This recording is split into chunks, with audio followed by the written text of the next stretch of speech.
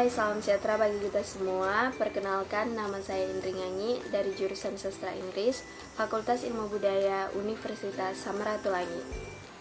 Pada kesempatan kali ini, saya akan membahas tentang bahasa surat dan akan mengkritisi salah satu contoh surat dinas. Video yang saya buat kali ini diperuntukkan untuk tugas mata kuliah Bahasa Indonesia kelas B. Baiklah, sebelum kita mengkritisi sebuah surat dinas, alangkah lebih baik kita mengenal apa itu bahasa surat. Surat adalah suatu sarana komunikasi yang digunakan untuk menyampaikan informasi tertulis oleh satu pihak kepada pihak lain. Surat dinas adalah surat yang berisi hal penting berkenaan dengan administrasi pemerintahan dan pembangunan yang dibuat oleh lembaga pemerintahan. Pada umumnya, surat terdiri atas 1. Kepala atau kop surat, 2. Tanggal surat, nomor surat, lampiran, hal atau perihal, 3. Alamat tujuan, 4. Sifat surat, salam pembuka, alinea pembuka, alinea inti, dan alinea penutup. Kelima, ada salam penutup. Dan terakhir keenam, nama penandatangan surat, tanda tangan, inisial, logo atau lambang, NIP atau NIK. Selanjutnya, mari kita mengkritisi salah satu contoh surat dinas. Dilansir dari cermati.com, contoh surat dinas pertama yang belum dikritisi dan diperbaiki. Di sini ada bentuk surat dinas edaran yang ditujukan pimpinan puskesmas sekabupaten. Surat ini masih memiliki kesalahan yang perlu diperbaiki. Mari kita melihat kelengkapan dan mengkritisi dari bagian pertama, yaitu bagian kepala atau kop surat. Yang pertama, ada logo atau lambang dari sebuah instansi, lembaga, perusahaan, atau organisasi. Ada nama instansi, lembaga, perusahaan, atau organisasi tersebut. Ada nomor telepon, kode pos, alamat email, atau alamat web. Dan yang terakhir, ada alamat instansi, lembaga, perusahaan, atau organisasi tersebut. Isi dari kepala atau kop dari surat edaran ini sudah lengkap dan sesuai mulai dari tata letak dan penggunaan kata seperti surat resmi lainnya. Mari kita melihat kelengkapan dan mengkritisi dari bagian kedua, yaitu bagian tanggal surat, nomor surat, lampiran, hal atau perihal. Yang pertama, ada nomor urut surat keluar, kode unit kerja, kode perihal, ada tempat dan tanggal surat dibuat. Ada lampiran, yaitu sesuatu yang dilampirkan, lembaran tambahan pada surat kabar. Jika tidak ada lembaran surat lain yang disertakan, maka lampiran tidak perlu diisi. Dan yang terakhir, ada perihal yang berisi keadaan, hal, peristiwa, kejadian yang akan disampaikan dalam isi surat.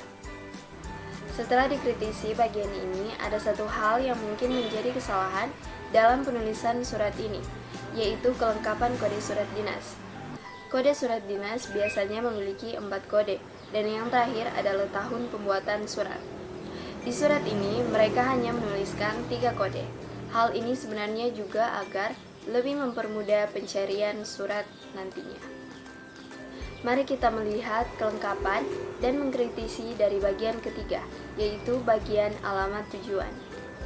Jika kita melihat bagian alamat tujuan ini, ada kesalahan kedua yang sangat umum terjadi di berbagai surat edaran. Sesuai modul 3 tentang bahasa dan jenis surat dinas, alamat surat pada surat dinas tidak mencantumkan kata kepada. Cukup ditulis yang terhormat yang biasa disingkat YTH. Mari kita melihat kelengkapan dan mengkritisi dari bagian keempat, yaitu bagian sifat surat, salam pembuka, alinea pembuka, alinea inti, dan alinea penutup. Setelah dikritisi, ada 2 kesalahan penggunaan kalimat dan penggunaan huruf kapital yang sebenarnya tidak perlu, dan juga jika kita melihat surat ini hanya memiliki alinea inti sebagai isi surat. Kesalahan ketiga yaitu ungkapan bersama ini merupakan kesalahan kalimat. Kelompok kata bersama ini digunakan jika ada lampiran yang disertakan atau surat itu memberitahukan ada sesuatu yang dikirimkan bersama pengiriman surat itu. Kesalahan keempat yaitu kalimat saudara pimpinan puskesmas tidak perlu menggunakan huruf kapital.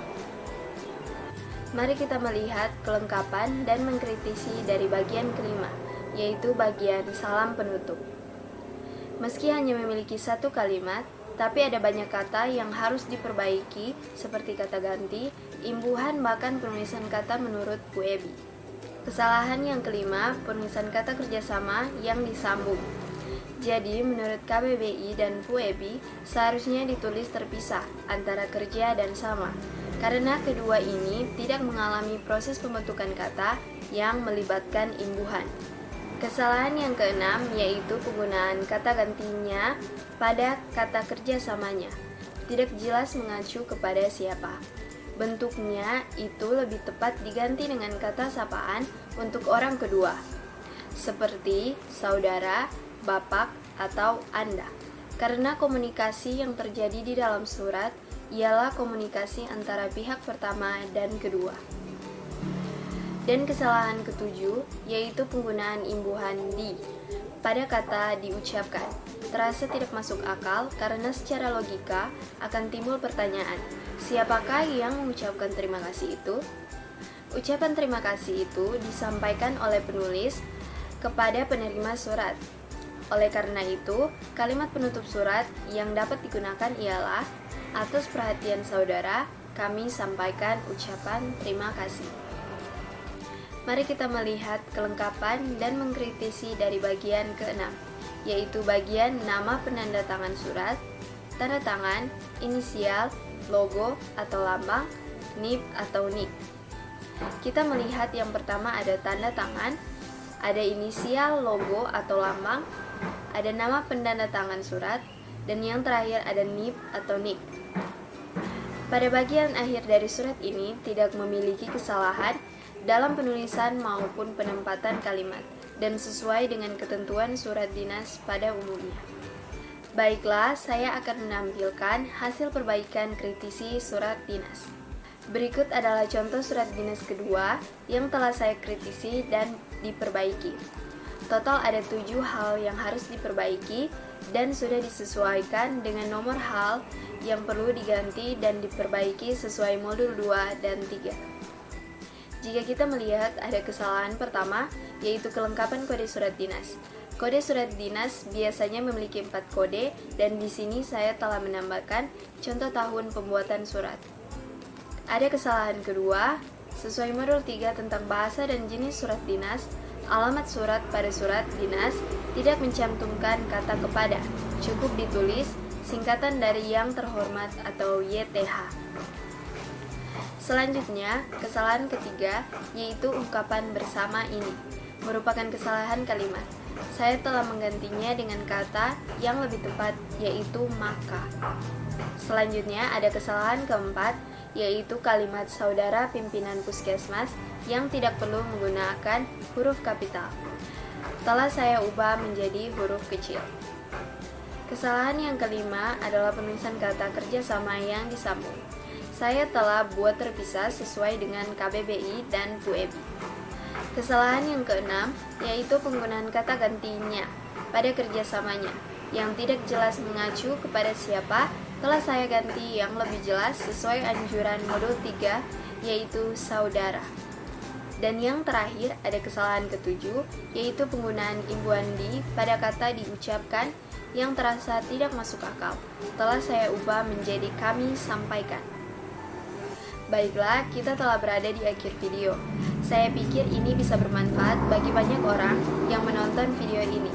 Kiranya agar lebih paham dan mengerti apa itu bahasa surat dan juga cara mengkritisi sebuah surat dinas. Maaf bila ada kesalahan atau ketidaktepatan dalam penjelasan atau pemaparan tadi. Baiklah, sekian dan terima kasih.